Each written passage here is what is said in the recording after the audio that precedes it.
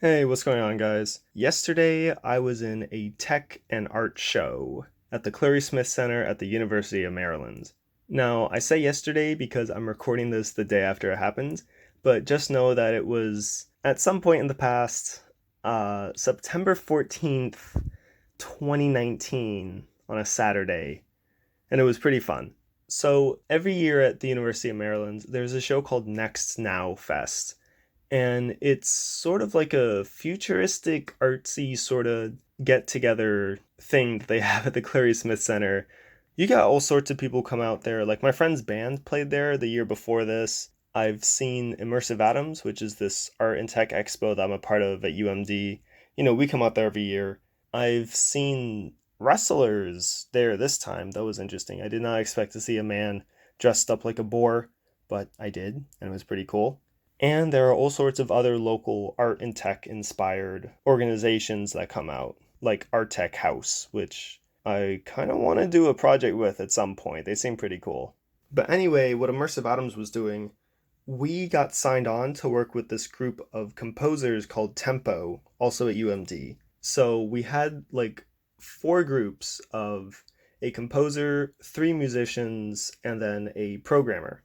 And actually, one of the groups, my two friends, they couldn't make it, so I had to be the programmer for like two different groups. So it was a span of 72 hours where the composer would write some music, the musicians would go ahead and learn it, and then the programmer had to create some sort of like cool visualization to go along with the music. So in terms of programmers, there was me. I was working for two different groups. There was my friend Tommy, who did this really cool Fourier transform visualization wave thing in processing. And there's my friend Gurpreet, who stole his processing code from some other dude named Matt, but he made it look really, really cool. He had this awesome glitch art live feed looking thing running in the background.